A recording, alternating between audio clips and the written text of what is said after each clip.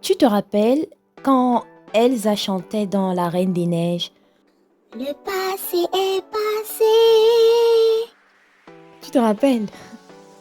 Du moins, la plupart d'entre nous qui en avions marre des bêtises que la vie mettait sur notre chemin. Ou mieux encore, de la part en nous qui a du mal à laisser le passé derrière. En tout cas, moi, je me rappelle. Je me rappelle avoir crié, avoir mis les tripes dans cette histoire. Alors, avec cette série, nous avons une histoire qui te fait comprendre ce qui est important au final. Car la vie, c'est devant. Donc, l'histoire suit 3 amis. Nitsa, Ayem et Esme, qui se connaissent depuis la maternelle et se sont jurés de rester amis pour toujours. C'est mignon, n'est-ce pas? Qui ne se souhaite pas ce genre de loyauté, surtout entre femmes, hein? Donc, nos héroïnes sont des femmes émancipées, éduquées et qui font carrière. Ayem est psychologue et autrice. Esme est agente immobilier. Et Nitsa, directrice des ressources humaines dans une grande entreprise. Jusque-là, tout va bien. Sauf qu'elles vivent en Afrique, dans une société qui met la pression aux femmes, suggérant que leur vraie valeur ne réside que dans le mariage et la reproduction. Alors du coup, comme elles sont encore célibataires à 30 ans, leur entourage commence à le leur faire comprendre.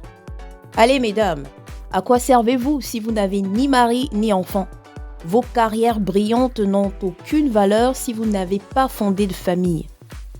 L'horloge biologique tique mes belles. Un soir, elle se donne un défi de se trouver un mari en 3 mois. Et c'est ainsi que l'aventure commence. Esme misera sur un de ses clients nommé Sinclair. Ayem demandera à sa mère de lui trouver un mari, comme le veut leur tradition. Nitsa, elle, enchaînera les dates sans succès. Les 3 amis ne réussiront malheureusement pas dans leur dessein, comme tu peux le comprendre. C'est alors que, suite à une idée farfelue de Nitsa, elles tournent le regard vers leurs ex et se disent que ce serait peut-être plus simple vu qu'elles les connaissent déjà. Si ce n'était pas de la folie, ça, c'est la folie. Alors, si c'est pas la folie, je ne sais pas ce que c'est. Du coup, à part Esme, dont les ex sont indisponibles, c'est sa chance à elle, fera qu'elle se contente d'essayer de gagner le cœur de Sinclair, qui semble avoir aussi un faible pour elle. Donc, on a des sentiments réciproques. Nissa et Ayem retrouveront leurs ex-partenaires.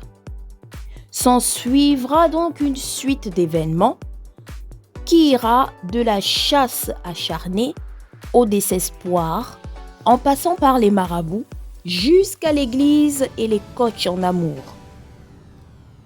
Mais, une chose est sûre, c'est qu'on ne s'ennuie pas avec cette série.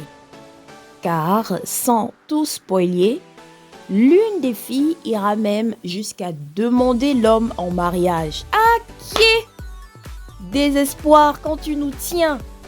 Tu te rends compte? La folie incarnée. Quoique, à y réfléchir, en fait, pourquoi pas? Mais l'humiliation n'est pas très loin. Bref, L'ex de ma vie est une série intéressante et attachante. L'amitié entre les 3 femmes est très belle. Toutefois, la fin a été rushée, à mon avis. Elle a été précipitée. Et j'ai trouvé dommage aussi que la piste de Cunégonde, qui est un personnage dans la série, n'ait pas été plus développée. Et on se demande si Cunégonde et la réceptionniste sont en fait la même personne au final, mais ça, c'est pas clarifié. Et c'est vrai qu'elle n'était pas un personnage principal, mais j'ai beaucoup aimé son alchimie avec Kojo. Et dois avouer entre nous que j'aurais préféré que les deux se mettent en couple. Monsieur Kojo, je ne sais pas si j'ai le droit de le faire, hein? C'est bon là, vous pouvez me lâcher maintenant. D'ailleurs, Kojo aurait mérité de regarder en avant lui aussi au lieu de retourner chez son ex. Mais que veux-tu? La série s'appelle L'ex de ma vie. Et elle est disponible sur cette plateforme sur Orimo TV. Merci de m'avoir suivi. Bye!